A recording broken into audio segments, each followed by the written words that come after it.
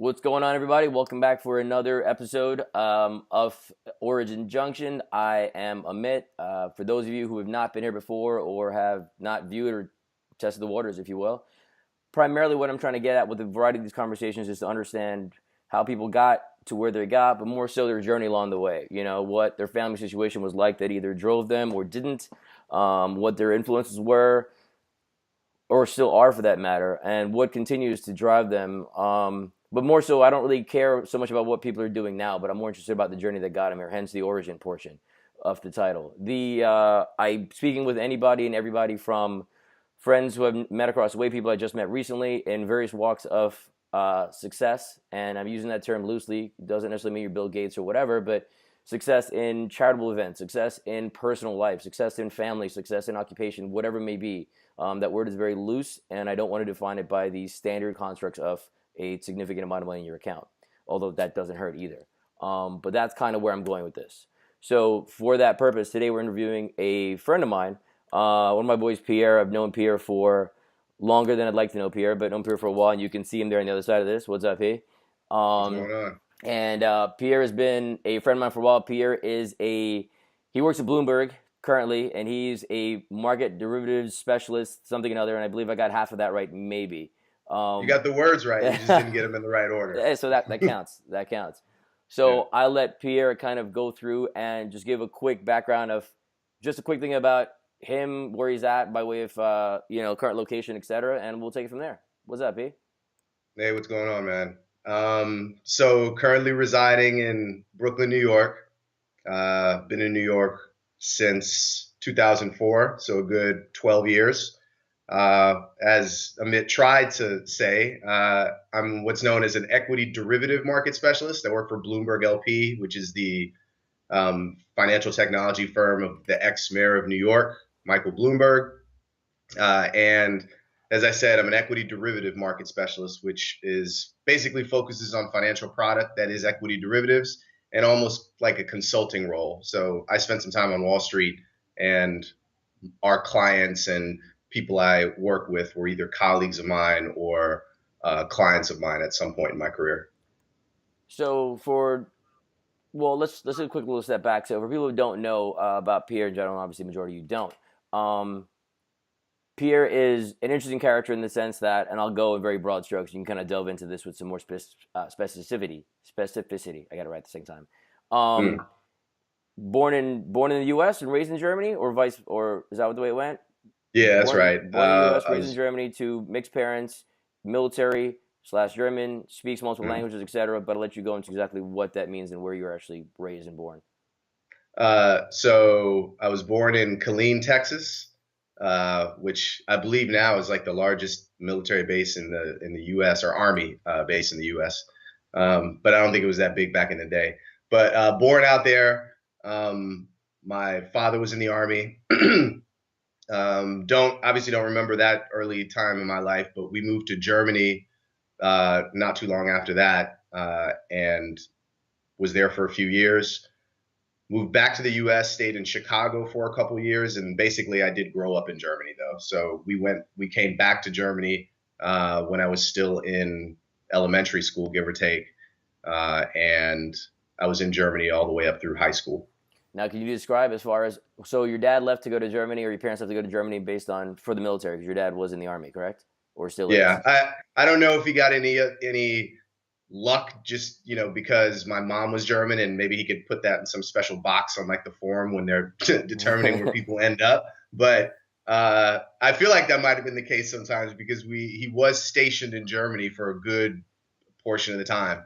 So what actually happened is when my father was somewhere else, like he did like a short stint in Turkey, for example, we would stay with my mom's parents or my grandparents that obviously lived there because they are German. Which makes sense. All right, so in essence, Germany was your home. You grew up there. Culturally, Yeah. Do you identify with German or American, or now they're both one and the same? Both. I definitely, and my mom put a lot of effort into making sure that, German was ingrained in me, even when we lived in the U.S. those early years, and kind of just naturally being a kid, you rebel against things that, I don't know, that you're not familiar with, or you just want to be in kind of your comfort zone. So, I didn't want to speak German or like, kind of do any of those things, but, my mom kind of continued to hammer me and she never let me get away from it. So, and then obviously the time that I spent in Germany growing up, where even though I did go to schools that American kids went to, that whose parents were stationed there, obviously I had family there. My mom was German. I had lots of German friends. So I definitely think I got the best of both worlds, for kind of lack of a better term. And, I speak the language too, which obviously gives me a good footing and a lot more roots over there, because I can keep in touch with my family and, kind of discuss what's going on. All right, so fast forward, you do high school, you do everything like that in Germany, right? And then you can, or actually there's a little stint in Chicago, but primarily Germany. And then, Yeah, primarily Germany. And then, so Pierre and I met in Daytona Beach, Florida. We both went to a school out there called Embry-Riddle. And I went there with aspirations of being a pilot, which didn't pan out for a variety of reasons, but not my story. Pierre, a lot of people did. A lot of people had those aspirations. Well, mine was financial, and that was kind of what I get. Mine was financial, and I was like, "Hey." So was mine. Was that your aspiration as well? Once I figured out that there were these things called flight hours that were like $150 an hour or something stupid, I was like, I can't afford this. And then I switched to aerospace engineering. Exactly what I did. And I was like, I don't really like to draw. And then computers. There you go. Literally, Pierre and I did the exact same thing. And the other reason that I knew I couldn't afford the flight thing from the start, but I went in with that thought process, and then I blew my knee out. Literally, I want to say like 4 weeks before, if that much, before the semester started. So military wasn't even an option anymore, and that was kind of where I was going to go. Not that I think I would even fit in the military, but I mean, I was going to try it out anyway. Get that money. Something like that. That was a plan, and then give up my life for a portion of time. But tomato. Yeah. In any event, so Pierre comes there now, and that's when I meet Pierre at that point. Now, at that point, you're obviously a mixed race dude. Did that, growing up in Germany, and again, this is where my ignorance lies. Is there a difference between or does it even matter? Growing up in Germany, growing up in Chicago for any portion of time, does that ever play a factor in your surroundings, in your engagement, in your social interactions, in whatever?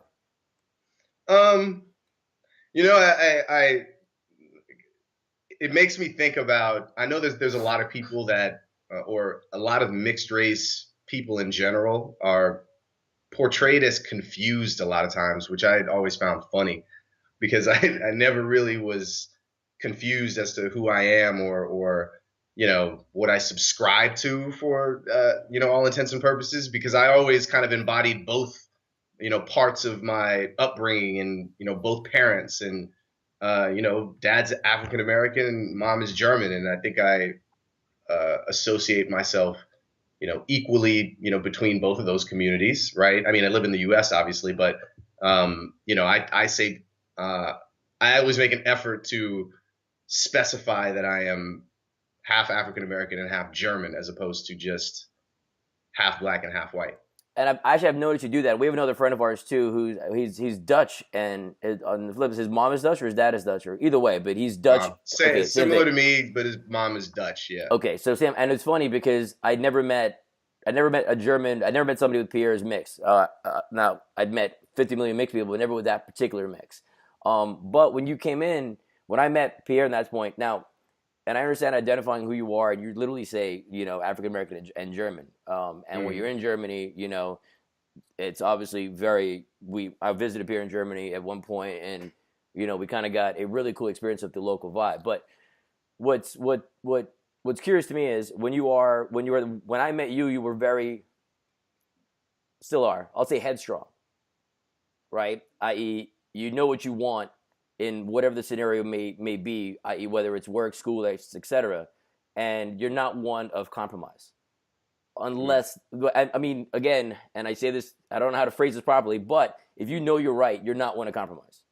Period. Okay, that's fair. I wouldn't say, I wouldn't go as far as to say that I don't compromise, but if I'm right, I definitely tend to think, why the hell should I compromise? But I think a lot of people just acquiesce just to have no conflict, and you don't mind the conflict. You're like, well, that's not my problem. If you can't grasp this, that's on you. That's not my thing. Okay, now that's what gets me, right? So, and the reason I bring that up is because the various we interned together at some point, at one point in the past, and I got the job because of Pierre. But all the subsequent jobs to that I've seen, you've had, or heard from you for that matter, you've had a very, again, utilizing headstrong, but you have a very confident demeanor about what you can do, what you can bring, when you can do it, etc.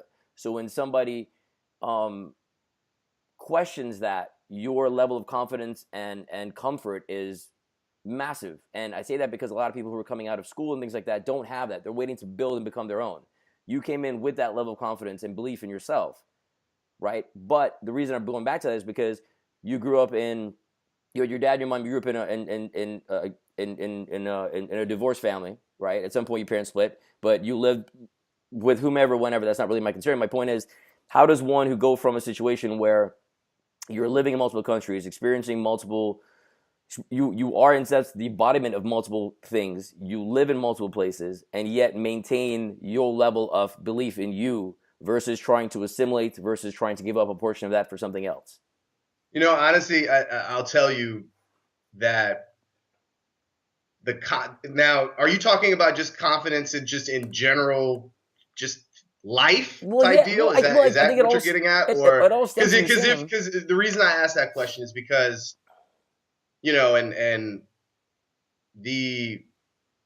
with college, we met in college. We met freshman year in college, right? And so, we worked together, and you have an idea of kind of, where I stand as far as, education and things of that sort. But I think that a big part of my confidence when it comes to school had to do with the fact, and, whatever, this is going to sound however it's going to sound, but high school was easy. Like school up until high school was super easy for me. So, and I graduated, top of my high school class, like not number one or anything like that, but like I was in top three. And the idea is still that, when I got to college, I was like, well, it can't be any more difficult than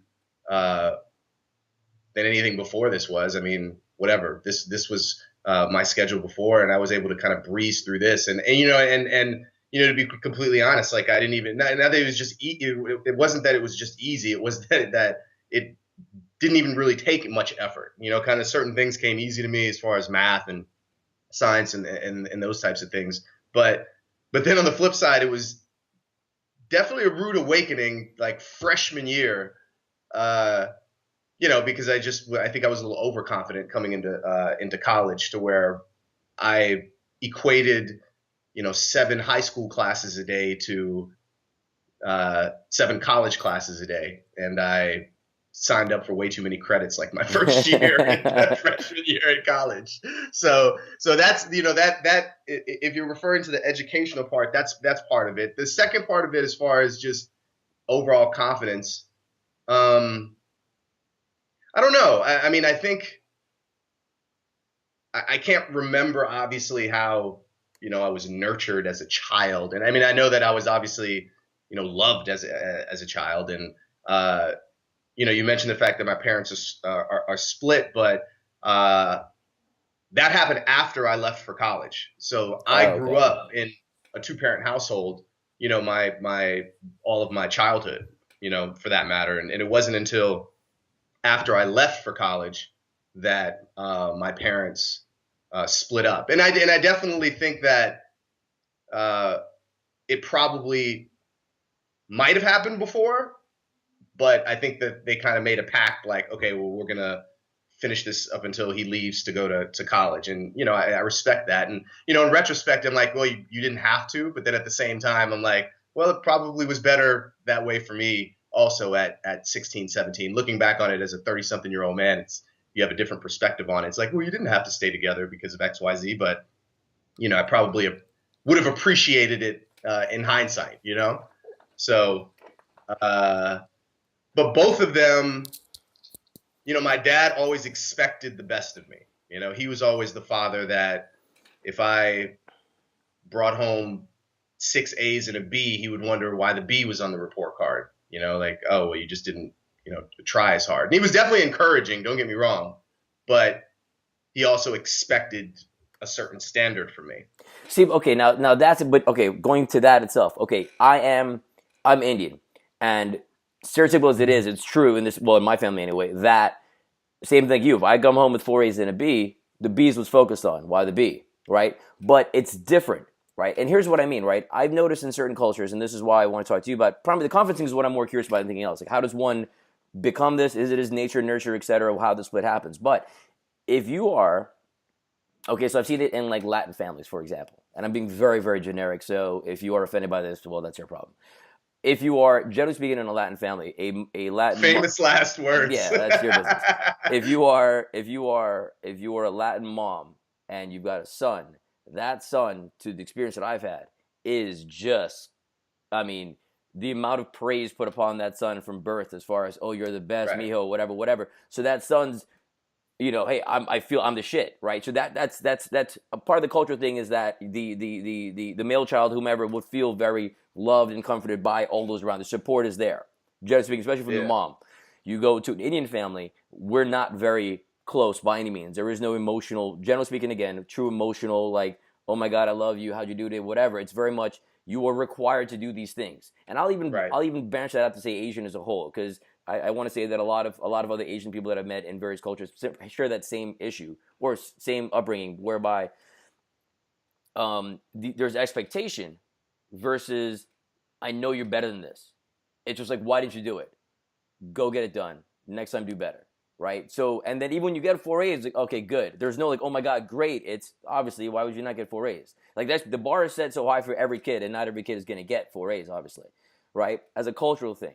Then you go down to other cultures, and I'm very generic again. You have the primary white American culture where you have, all right, you can do better. Do you need help? Do you need this? Whatever, whatever. Like, and by white America, I mean literally America as a whole now in general follows that same mantra where it's like, not everybody's going to be great. Let's give you a participation trophy, et cetera, et cetera. So things have changed, right? So how does one maintain or become, like, why would you go from fear of meeting someone's expectations to being confident in the fact that you are good at everything you do, or good at what you do? Well, it wasn't a fear of meeting the expectations. They were there, so it was kind of just, something that was in the back of your mind. But like I said, it's. I think it was twofold, and that's why I made the comment about kind of both of my parents being at home. I think that both of them contributed something different to my upbringing, right? I think that my mom was the I could do no wrong person, right? Mm-hmm. Like my dad always my dad always jokes, and we talk about this. I think he was saying something to my mom about like when I lost my virginity or something to that, and she's just like, oh no, no, I mean, something ridiculous like that when I was like 16 or 17, you know what I mean? Like, and I think my mom had this kind of idealized view of always of who I was, but it was just, kind of the mother's nurture aspect of it. So, I guess, I mean, a lot of it obviously has to do with your environment, and I do believe that, but I think a lot of it just has to do with genetics, and I also think I see my dad has always been a very confident guy, like he's I see a lot of the personality qualities that I have, and I definitely have a lot from both parents. I'm sure that friends of my dad would say the same things about him that my friends say about me, and both behind closed doors and in public. So, so the confidence, I think, comes from, like I said, a combination of the nurture from mom, the expectations from dad, and just inherently, who I am. Okay, so let's take it a step further. So then we do the college thing. So you go into college with confidence. You do well there. Now, is there ever a portion? I know you're part of a fraternity. I know you've done a lot of, you still hang out. You're very close knit with your fraternity brothers as well as other friends, obviously, because I'm not part of that fraternity. You've got a very diverse group of friends. But did you ever feel the need to belong to something based on the fact, again, that you are in essence not unique, but you're different amongst your friends? I'm assuming you're one of the few German/American people in Germany when you grew up. I would assume. Could be wrong, but no, that's not necessarily the case. As far as far as feeling a need to belong, no, that definitely never been that person.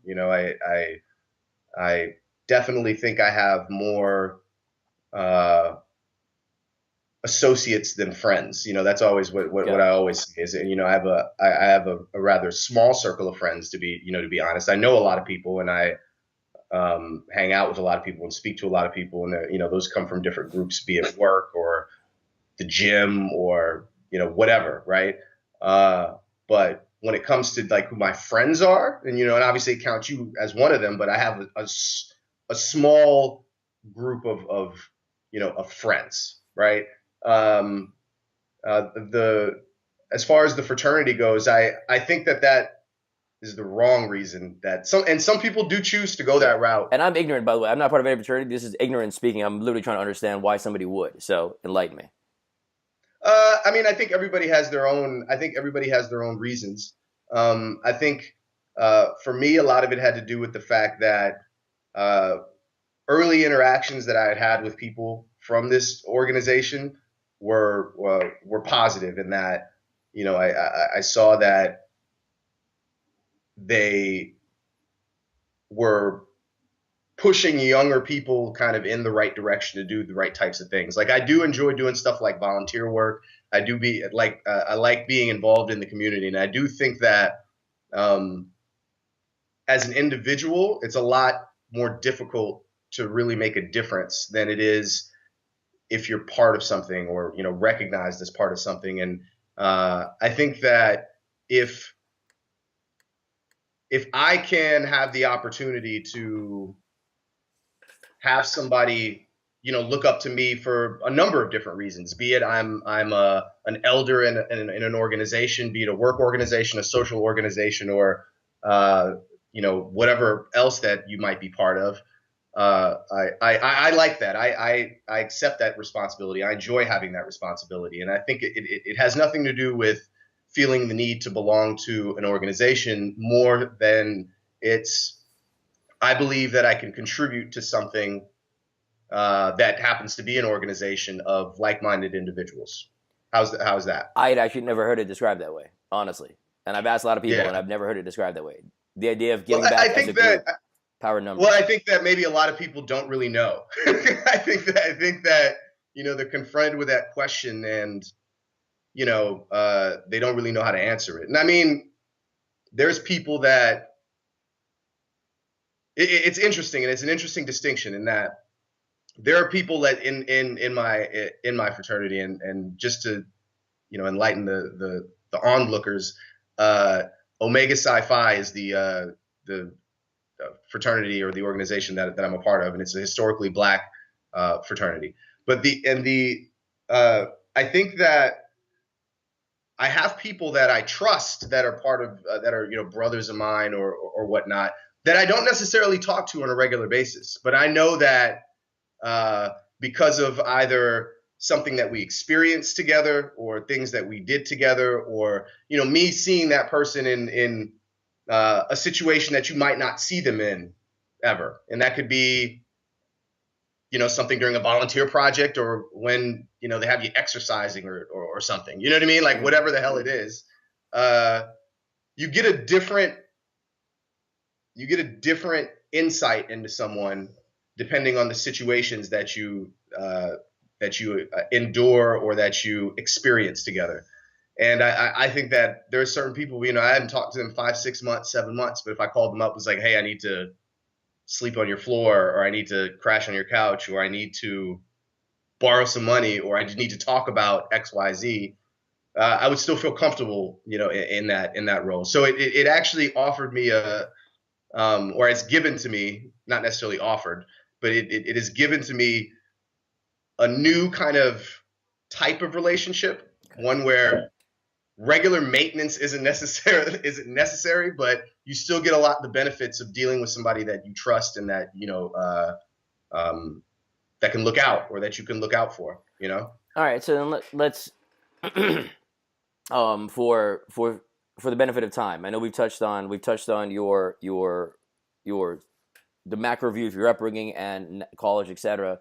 Then now you get into the workforce, and I'm bringing this up because when Pierre and I went to school, Pierre had a very youthful style of dress, which was in line with the times, as did I, in line with the times and our age and our youth. Youth. Fast forward to internship one, right? So Pierre and I are in Miami, and we weren't really that friendly, by the way. But then we became more friendly when Pierre came down to Miami, based on the fact that I was one of the few people he knew in Miami at the point, and then things kind of spawned from there, and then we roomed together, etc. But the whole idea of going, you were never one, and I don't know if it was blind ignorance or just didn't really care. You never really one to. I'm trying to find a good word to say. Well, okay, if you walk down New York right now, the Pier in New York right now is not the Pier I knew back then. Meaning, and everybody changes, so that's not what I mean. But you are very much the corporate suited up person, blah blah blah, all the way through, right? You've got your he's following that structure, and I have gone the opposite direction. Whereas you can see now I'm rocking a beard and whatever, and I would barely put a suit on unless I'm at a wedding, which is what I'm here in California for right now. So we kind of flip roles. You were very much, I don't really care what you're supposed to wear. I'm smart, so I can do whatever I need to do, and people know that I'm smart, right? And it was a constant, I believe, correct me if I'm wrong, it was a desire to prove that, hey, my quote unquote appearance doesn't denote what I can give you. And then at some point, that fight became less of a need. Am I right in saying that? Or like what caused that change, or why did you go there? Yeah, I would agree with that. I remember thinking, it's funny because it makes me think back to I was watching, and I don't even remember what TV show it was, but I was watching a show, and they were doing an episode about somebody who had like maybe cornrows or something in their hair or something like that, and how their employer was like, oh no, you can't keep your hair like that. And I remember I was like all up in arms about it, like when I saw it back then. Then I was probably 16, 17 years old. I would never compromise in that regard, and I think that a lot of that just has to do with well, back then I could kind of get away with it too, because back then it was still software engineering time, where it really didn't matter what the hell I was wearing, because as long as I was writing lines of fucking code, it didn't matter, kind of what was going on in that regard. So, but I think that I was 20 during that time, and now I'm 37 years old. I think it just makes but no, and again, that's what I'm saying, and I'm prefacing it saying just that, like, as kids, you wear dumb shit. You look back at like, what was I doing, and the things that you deem overly important, i.e., oh my, no, cornrows, that's my identity, that's who I am, and it's not. It's your fashion for that couple months or year or whatever it is, right? And so those fights become less of a fight going forward. But the general idea of compromising you, independent of clothing appearance, is more the larger view of that phrase, compromising you for an occupation or for anything, for progression. And I use the word progression, financial progression specifically. I think it's evolving you. I don't think it's compromising. Okay. I think that now Jesus, you would never have found me in a fucking Banana Republic like a couple years ago. I have a goddamn Banana Republic card now, for God's sake. So it's just shit changes. Like your fashions change, your everything changes. And I think that it's just at this point I probably wouldn't even feel. I remember, I used to wear a lot of fucking cargo shorts and shit like that. Yes, he did. Yes, he did. Yeah, yes, I did. And I used to make fun of you for the shit that you wear. So, and now you fucking look like this, and thanks. All right. and I spend $100 on pants at fucking Banana Republic, when they're not 40% off. So I wouldn't look at it as one thing that I don't think that I have ever done is compromise who I am, and I think. It comes with, one, like I said, not being confused about who I was, growing up. I was the black and German kid, or the African American and German kid. And I only let the black slide a lot of times, because when you say black in the U.S., it's pretty much assumed you're talking about African American.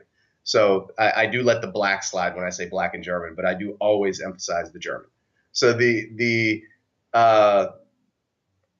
I think that I've never been about compromising who I am. I've always tried to, be.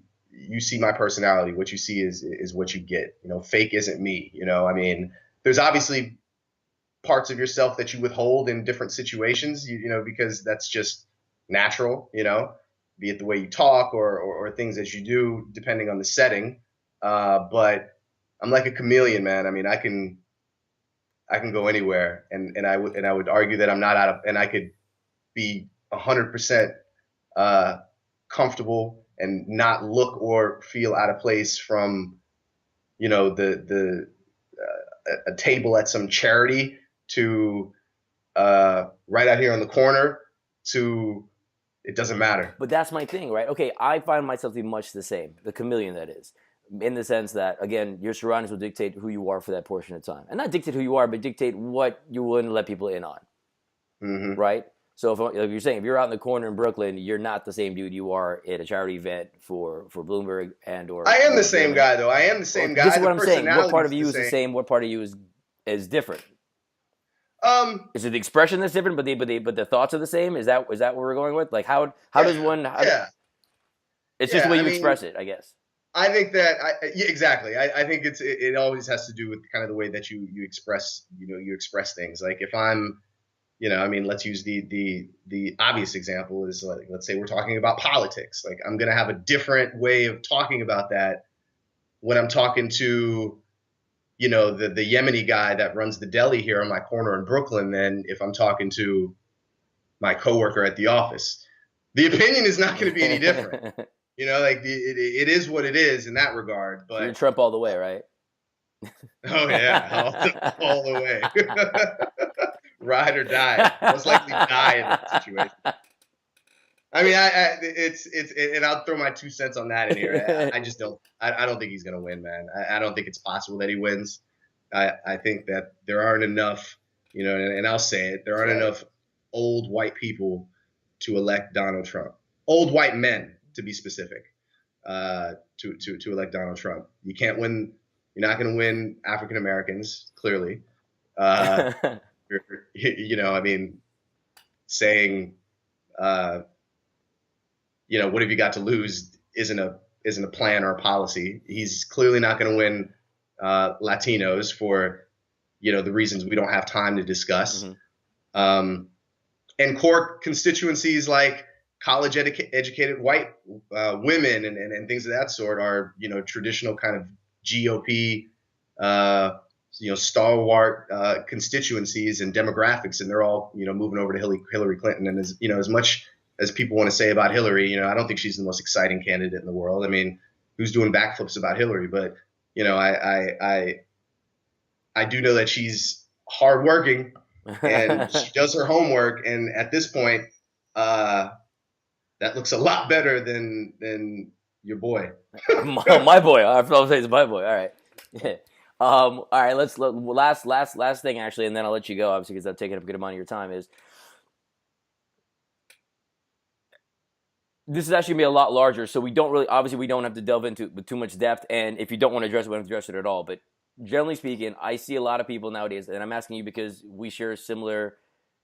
We're similar in the way that we are affected or unaffected by the goings on of idiots will be idiots and they're going to be idiots, and I'm not going to worry about them. They do what you got to do for yourself.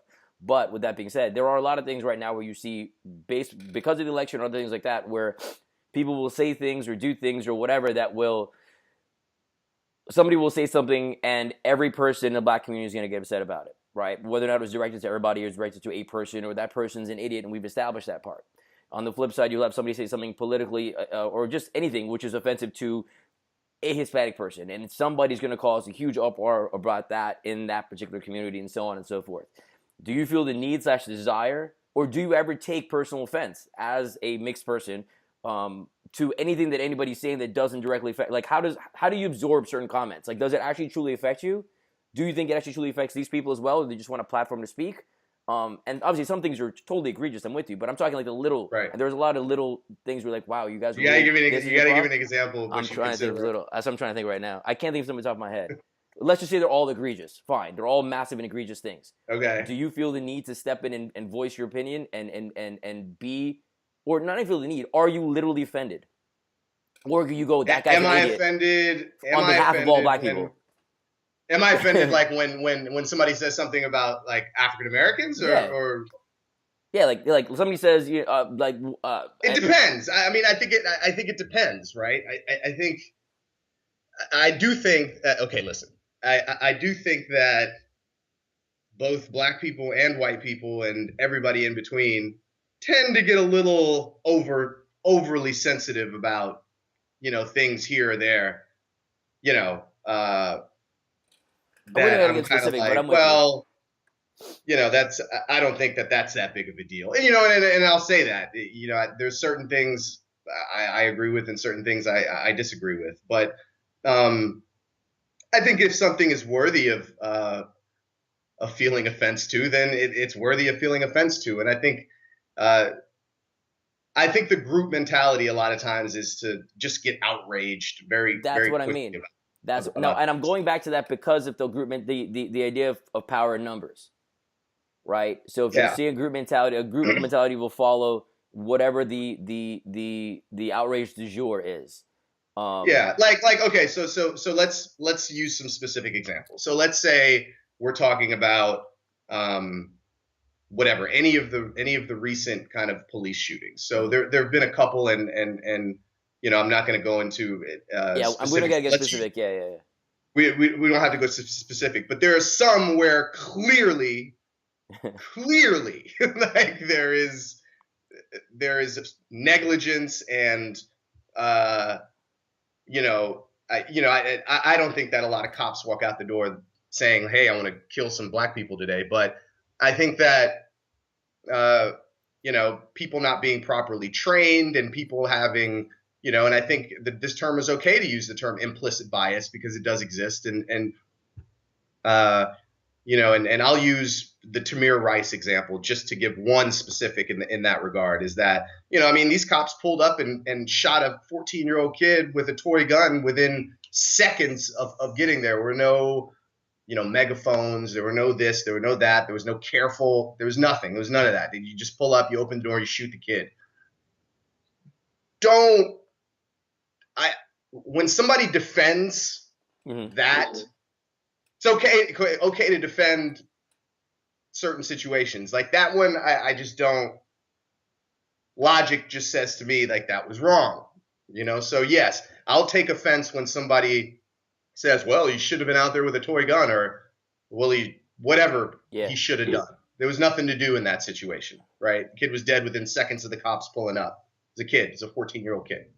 So, but then there are other situations of shootings I've seen where it's like, well, looked like he had a gun. I don't think that they should have pumped 15 rounds into him, but it probably would have been okay to take him down somehow. Yeah. Because the cops aren't supposed to sit there and guess if he has a gun necessarily when he's whipping something out in a gun-like fashion. Yeah. So, I think there's obviously two sides, and at this point, everything just kind of gets lumped together, and it's outrage first before actually, taking a closer look at the evidence on hand. And I think that people always kind of need to pump the brakes a little bit instead of, starting to raise the flag immediately of the side that you're on before actually seeing what happened, because every situation is bucketed into one place. But then, on the other side of that, you see like, oh, well, Beyonce performing at the Super Bowl, for example. Oh, well, this is racist anti-police message. No, it's not. It's just it's a song that's that she has some views, but it's not some militaristic uprising by a covert Black Panther group that happens to be dancers for Beyonce. See, but that's what I think that everybody's trying to find it. Yeah, they're like, they're trying to associate shit that you see. You know what I mean? Yeah. Like those are the types of opinions. That's stupid. You know what I mean? Literally, there's it's like that's just idiotic. I'm with you there. Now, we didn't even get to your career and how you got to where you were, which is interesting stuff in general, because there was a lot of transition from the computer science you mentioned in college, which both of us went into, and he obviously went with the equity derivatives marketing, something else situation now that he's at now. And there were many stops in the way, but we didn't get into all that. I'm taking a bunch of your time. maybe we'll do this again in the future if you're available, etc. We'll talk about things that are more related to education and where you're at now, kind of thing. But I do appreciate the social context and the general conversation and the lack of identity crisis within Pierre Cox. Damn right. Yeah, much love. Thanks for the time, dude. It's been a good amount of time. We'll actually see each other in person when I get back to the city. All right, All brother. right, man. Much love, man. Thank you. Later. Take it easy, Amit. Peace. Bye.